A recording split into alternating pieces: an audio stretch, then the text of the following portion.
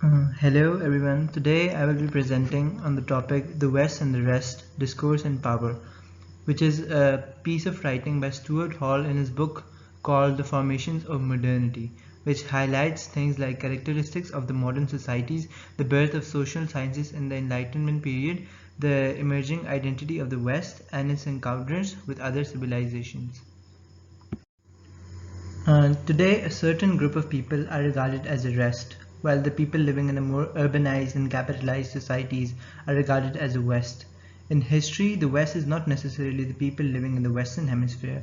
It's rather an anthropological idea about how the societies regarded as developed in the modern world behaved in the past.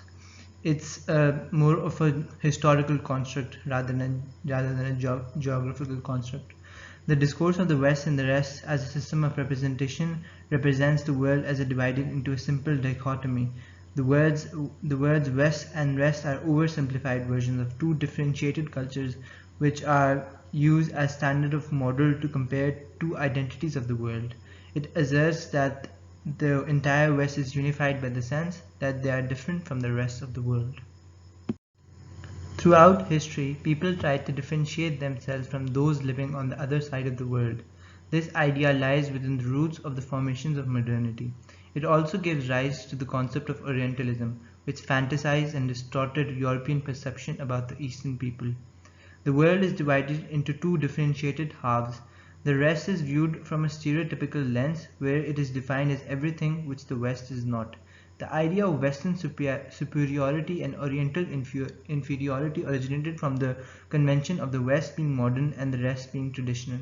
In his groundbreaking 1978 text, Orientalism, a Palestinian intellectual and literary theorist, Edward Said, argued that a dominant European political ideology created the notion of the Orient in order to subjugate and control it.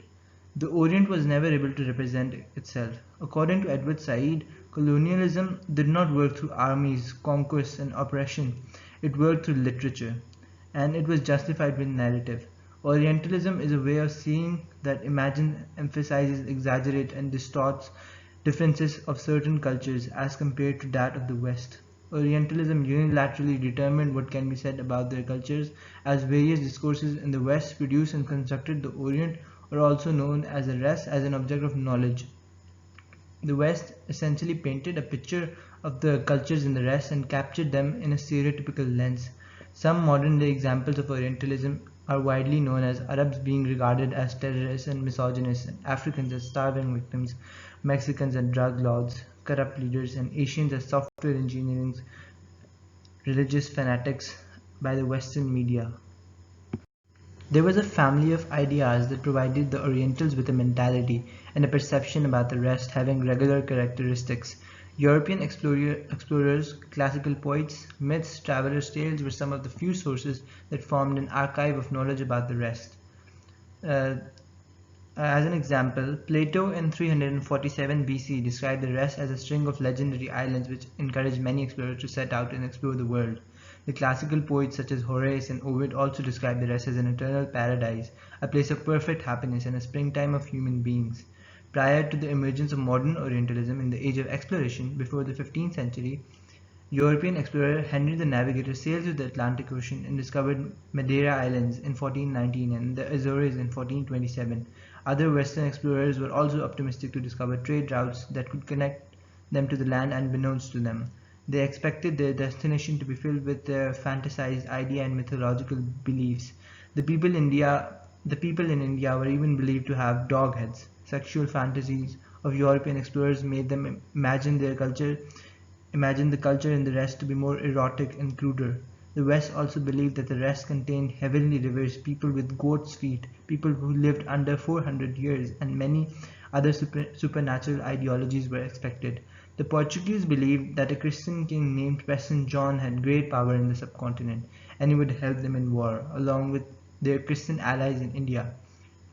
It was only later, when Vasco da Gama's arrival encouraged more Western explorers to visit India, that led them to find out that the Indians with their tawny skins following a religion with practices different from Christianity. This was an empirical realization of India and its inhabitants. Some authors, such as Moorhead, also describes the people in the rest as having no vice, prejudice, or hatred, or needs or dissension. They knew no God but love. Many explorers describe this crude and erotic part of the world as a dream world. The people lived according to what nature had intended for them, naked and unashamed. It was untroubled by the European guilt, and education civilization had not corrupted them. This symbolized the noble savage, a term originated in the 17th century. Rousseau was another famous literary theorist who believed that people in the state of nature were innocent and at their best, and regarded civilization as an unnatural concept. However, several modern authors saw the process of education as a part of human development. The natural human is born with wild disposition that lived in a disorganized manner and is rather primitive and barbaric. Education is a form of culture that helped the human understand and manipulate nature so they could differentiate themselves with other species. So the rest, having no civilization or education, were considered barbarous. Now the inhabitant of the rest was an irrational barbaric, defined as them or the rest, while the people in the west were identified as the rational and civilized, defined as us. The rest was recognized as too lazy or not fit to govern themselves. Invasion of the west was defined as salvation for the rest. Said thought that either the west did not recognize the stereotyping due to some failings, or it believed its own culture was superior. The nexus of power and knowledge led the West to misinterpret and generalize the subcontinent, and they often viewed the rest as with a stereotypical lens.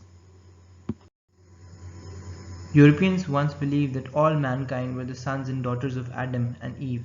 However, in 1492, after Christopher Columbus's arrival to America, the West discovered people in Africa and America without any social organization that appeared to be savages. It was questioned whether these idol worshippers, savages, should be regarded as brothers and sisters that originated from the same God. Same God. Are they true men? Their way of life and lack of civilization made the West question their very humanity. Their differentiated culture and religious beliefs led the West to regard as the rest as deviant and strange. This was the beginning of modern Orientalism and the Age of Enlightenment. In the 19th century, the Industrial Revolution and Enlightenment pushed Western societies away from feudalism and absolute monarchies and towards civilization.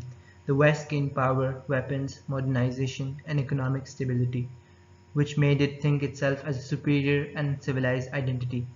In 1494, the Treaty of Tordesillas divided the land of America to Portugal and Spain. This led to the foundation of the concept of colonization, when European empires expanded their regimes to colonies and increased the land under their control. In the age of imperialism, the West started to gain advancement in military, economy, and politics, which gave rise to the idea of progress and development. They colonized throughout the world and provided the rationalization and justification for the need for Western intervention to tame, civilize, and rescue the savages that they recently discovered. They developed the world hegemony and justified the genocide with civilization. The rest was defined as barbaric, uncivilized, and depraved inhabitants who ate other people and had no proper economic or social systems. These perceptions made the West discover, conquest, and settle in the subcontinent, which was uncivilized. The West wanted the rest to discard their own faith and religion and culture and follow the ideologies of Europe. The concept of Orientalism embodied the distinction between the Orient and the Occident, so the West could authorize and control the views of the rest. Max Weber, one of sociology's founding fathers, used a dualistic model which contrasted Islam with Europe in terms of modern social development. He believed that the transition to modernity and a capitalistic economy required an ascetic form of religion, rational laws, free labor, and growth of cities. But he regarded Islam as a mosaic of tribes and groups never cohering into a proper social system.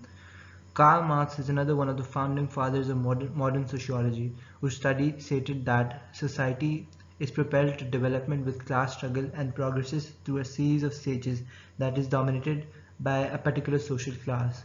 Although both authors present a different view on modern sociology, but both these authors believe that the rest did not meet the preconditions of being modern, progressive, dynamic, and capitalist for capital accumulation growth. So they use these models to compare themselves to the rest and deem them um, deemed them not capitalistic enough. So the rest is actually essentially a mirror image of the West. While the concept differentiates, while this concept differentiates the two cultures, it also helps the West construct and recognizes its own identity. As a newborn recognizes itself with the help of a mirror, the West used the rest as a mirror image and understood its own identity. It identifies itself as everything which the rest is not. The West regards itself as civilized, rational, and all the worst attributes of the rest. The West could not have recognized and represent itself as the summit of human history. West understood that it stood for civilization, refinement, modernity, and development, while the rest was the dark side, forgotten, repressed, and denied, and was a reverse image of modernity and enlightenment.